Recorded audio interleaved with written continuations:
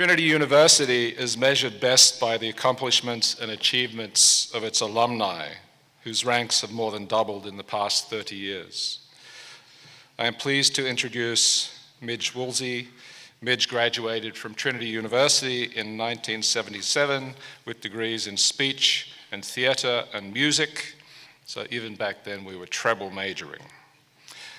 She then went on to earn a master's degree of music in opera performance from Oklahoma City University, and for nearly 30 years, Midge has been associated with two of public broadcasting's most acclaimed institutions, public television's flagship station, 13 WNET, and New York's classical radio station, 105.9 FM, WQXR. Not as well known as our own KRTU, of course, but a fine station.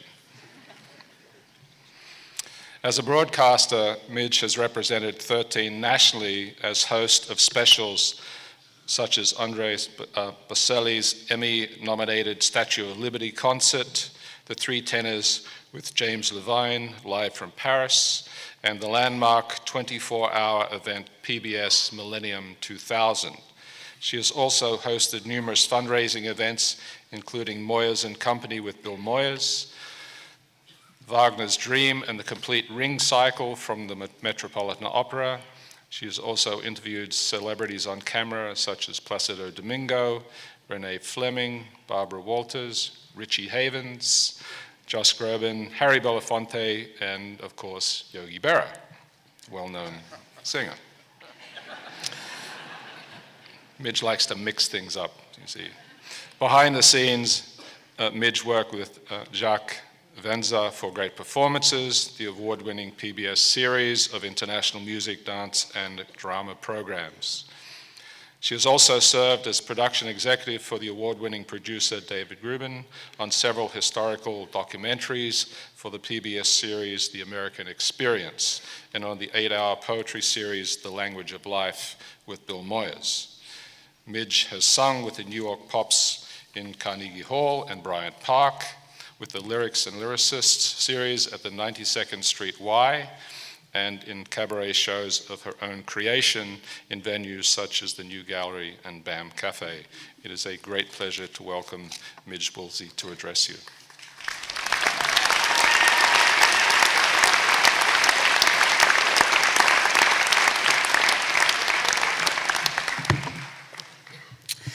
Well, thank you, President Alberg, dedicated trustees, distinguished faculty, staff, proud parents. There is a lot to be proud of here. Family members and friends. I am deeply honored, as is Noel and David. All of us are honored to be here to share this very important day with all of you. And good morning, graduates. Congratulations. You guys are awesome.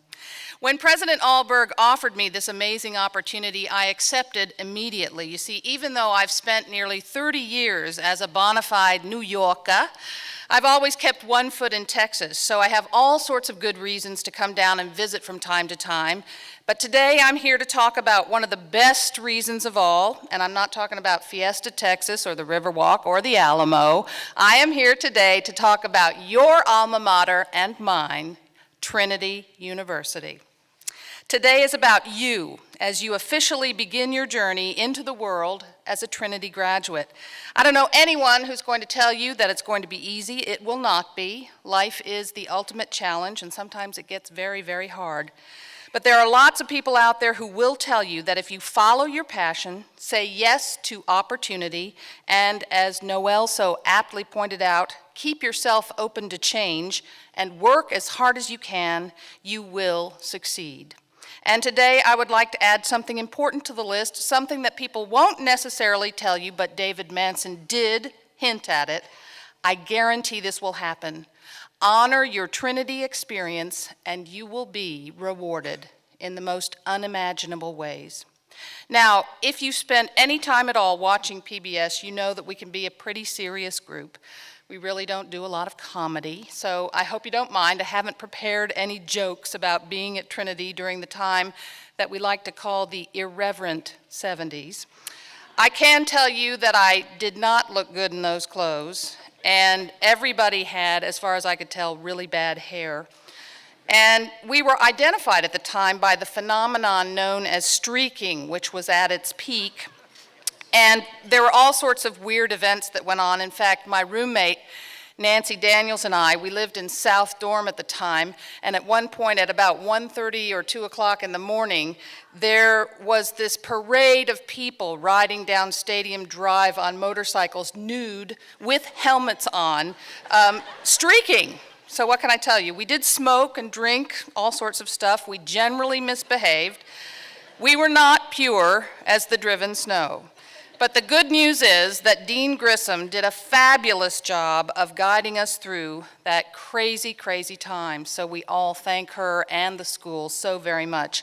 I have my older sister, Kathy, who is with us today, to thank for introducing me to Trinity. She knew that I loved theater and music, and when she was in her junior year here, she invited me down to see the production that everybody was talking about at the time, a production of the musical West Side Story.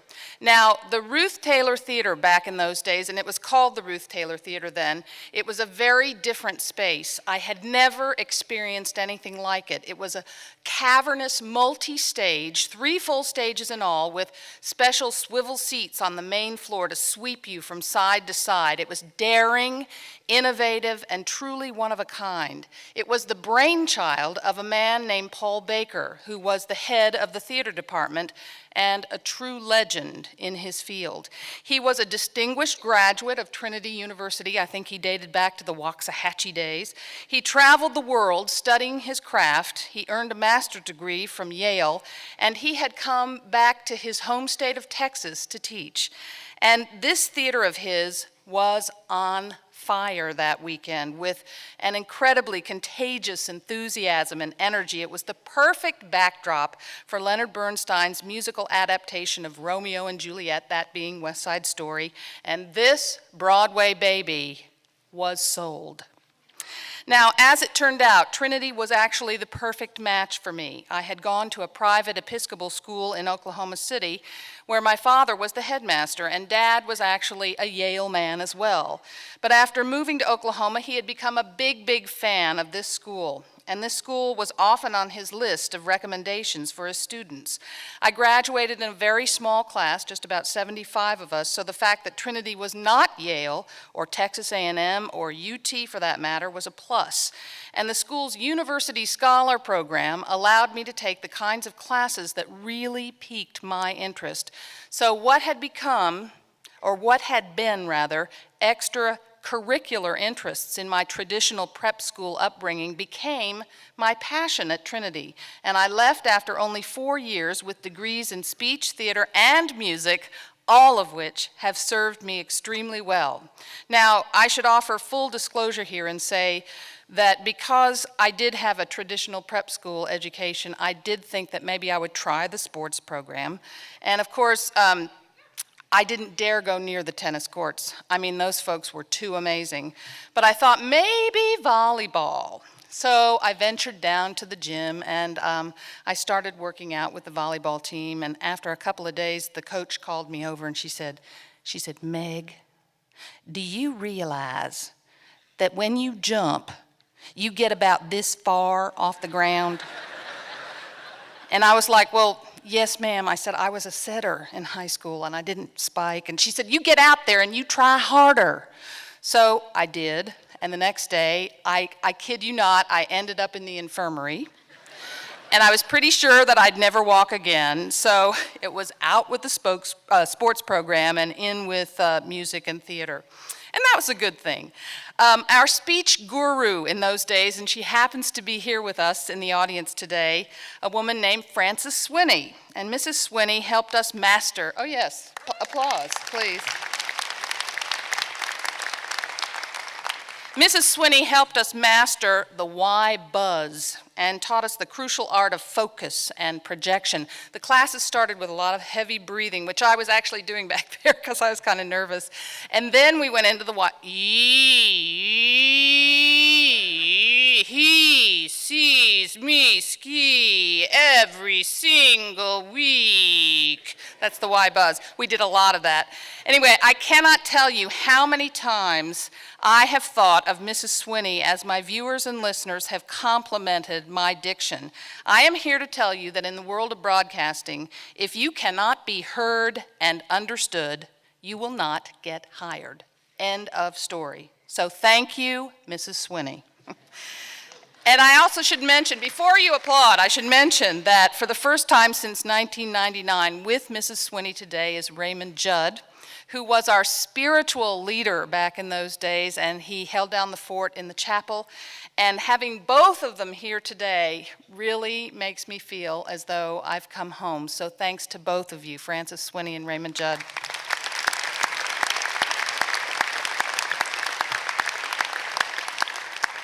My voice teacher at Trinity was a man named John Siegel, and in his own quiet way, Mr. Siegel helped me discover that when it came to singing, I actually had real talent. In addition to working with Mr. Siegel here at the school, I spent many summers studying music and theater at the Siegel Colony in the Adirondack Mountains. Now, the Siegel Colony has morphed into one of the top summer programs in the world for young opera singers. As a matter of fact, I understand one of your graduates, your 2010 graduates, has been accepted into the program for this summer. Mr. Siegel was not around to see that happen, nor was he around when I finally stood on the stage of Carnegie Hall for the first time and sang, but I'm pretty sure that he was smiling down then, and he's probably smiling down right now because he was that kind of guy. Now, because of John Siegel, I had the courage and the means to go to New York City. I only had about $1,200, maybe $1,400 in the bank, which didn't get you very far in New York City.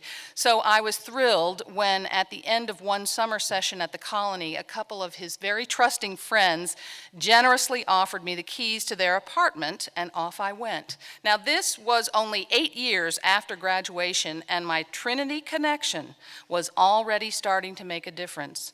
Now, a few months after I arrived in the city, I interviewed for the first full-time job that I ever had in New York. I was sent to talk with one of the great pioneers of public broadcasting, a man that President Allberg mentioned, Jack Venza. He was the creator and executive producer of PBS's most important performing arts series, Great Performances. You can still see that series on the air today.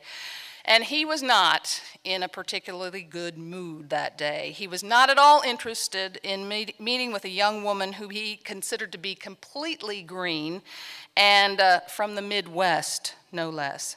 But when Jack Venza discovered that I had studied with Paul Baker at Trinity University, his mood changed completely. I kid you not. The rest of our conversation flowed effortlessly, and I got the job. And talk about a great introduction to the New York performing arts scene. It was perfect. So, those are just a couple examples of how the Trinity connection helped this girl who grew up in Oklahoma and went to Texas and went to school shine in a very special way in her early days in the Big Apple. But that is not the end of the story. 4 years ago, we are talking magic. I was, hard to say, 53 years old, and I had never been married. Yes, I was one of those women. I was so happily ensconced in my interesting work life that I hadn't noticed that marriage had passed me by. Now, you have to be very, very careful when you go to New York, because it's the kind of thing that can happen. You know, it's so interesting there. You're working, all of a sudden you turn around and it hasn't happened. So, through my work on a PBS fundraising show, I was introduced to a dating program. I kid you not. And lo and behold, I was actually dating someone steadily. Now, a few years before this experience, I had reconnected, think David Manson. Where are you, David? There he is. I had reconnected with a fellow Trinity theater major named Kenneth Cohen. Kenneth, by the way, took that theater degree and ran, and he is now an extremely successful corporate lawyer at CBS, the headquarters in New York. And he introduced me to his church, where he is the warden, this beautiful church on Fifth Avenue called St. Thomas Episcopal. And thinking that he too might enjoy the sights and sounds of this gorgeous church, I invited the man that I was dating to join us one Sunday, and he was fascinated. Now, a few months later, the rector greeted us with the most wonderful smile on his face, and he said, "So when am I going to marry the two of you?" Well, neither of us had a clue where that was coming from, but the rector had a sixth sense about the whole thing, and he was absolutely right. In August of this year, Jerry and I will celebrate our 3rd wedding anniversary. So thank you, Trinity and Kenneth Cohen. Thank you.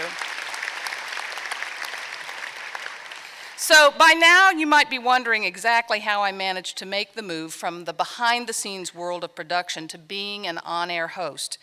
How did I end up with the enviable job of sharing classical music with music lovers all over the world and talking with some of the most interesting and talented people of our time, even Yogi Berra? He was interesting to talk to, believe it or not. Well, I'll tell you that the full-time jobs in the world of classical radio announcing are not out there. There are not a lot of them. In fact, in New York, I would say that there are probably only four full-time jobs, and they are at WQXR. So I moonlighted for a long, long time, both as a spokeswoman on public television and as a part-time music host on New York's classical radio station, WQXR, until that fateful day when the Twin Towers fell. Thankfully, none of my fellow announcers was hurt on 9/11, but one WQXR colleague was evacuated from Battery Park City that day, and the experience was enough to make her decide to leave New York altogether. And I landed her job. And this job brought everything that I had learned at Trinity and beyond together to incredible effect. A few months ago, I decided to leave that coveted position to explore other new opportunities. When I left, WQXR posted a blog on the website where I received hundreds of messages. Many of these moved me to tears. People from all walks of life sent words of thanks and good wishes and shared stories about the inspiration, the strength, the comfort, and companionship that they received from the station. I was completely surprised. I was blown away. My best wish for you is that your Trinity experience leads you to a career that is as interesting and fulfilling as mine has been so far. And no matter what field you choose, I hope that someday you too have the unforgettable experience of having someone tell you that your work has made a difference in their life. I'd like to leave you with 4 things, which I hope you'll keep in mind. I'm going to begin where I started today. Number 1, follow your passion. Say yes to opportunity. Keep yourself open to change. Work as hard as you can, and you will succeed. I wouldn't be standing here with you today if it weren't true. I discovered my passion here at Trinity, and though I've never been particularly assertive or aggressive in my work life, I have boldly said yes to all kinds of work opportunities that I never dreamed would come my way. And I was lucky to learn early on that change is good. Change, as Noel mentioned, helps you grow. Sometimes change is the only answer, so don't be afraid of it. Embrace it. And as far as hard work is concerned, take it from someone who worked 7 days a week for 3 years at one point in her career. I'm here to tell you that that was not about getting rich. I just loved what I was doing, and it was a great ride. So go for it with gusto. Number 2, learn to trust the wisdom of others. If you take the time to look up my wedding story in the New York Times Style section online, believe it or not, you will learn that I had, and this is true, I had a love mentor during the dating process, a woman who had had 25 years of experience helping people find true love. When people ask me today to reveal the secret, and people all over New York City stop me and ask me, believe it or not, I reply very simply, I took my mentor's advice and I ran with it. It was a breakthrough, a total aha moment for me with tremendous payoff, as powerful as the day when after years and years of study, I finally felt that I knew how to sing, and it was because I had learned what it meant to truly trust the hard-earned wisdom of my voice teacher at the time. The results were amazing. So learn to trust the wisdom of others. Number 3, looking back, my take on one of the key elements of Paul Baker's philosophy here at Trinity is that he believed that the most valuable thing we have to offer is our unique self, our authenticity, if you will, and that our goal is to discover it, nurture it, and then genuinely live it. It was years later, after watching countless tapes of my on-air work, that I truly understood what Mr. Baker was trying to say. I was never going to turn on the TV and see myself as Barbara Walters or Katie Couric or Oprah Winfrey, for that matter. When I looked at those tapes, I saw Midge Woolsey, and that was not just an okay thing. That was a great thing. I own the Midge Woolsey brand, lock, stock, and barrel, and no one can change that. And you own your own brand too, so be proud of it and make the most of it. Finally, there's a cue coming. I urge you to stay close to friends and family and honor your Trinity experience.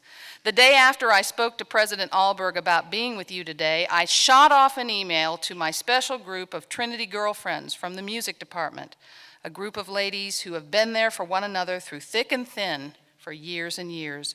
We are known, and you can invite us back to talk about this, we are known as the Moose. I told these ladies how nervous I was about being here today. Not only did they write back immediately to assure me that I would make it through, they have actually come from all over the country to cheer us all on. So thank you, Trinity Moose. Now that's the Trinity Connection. Thanks so much for listening. Have a great summer and good luck, class of 2013.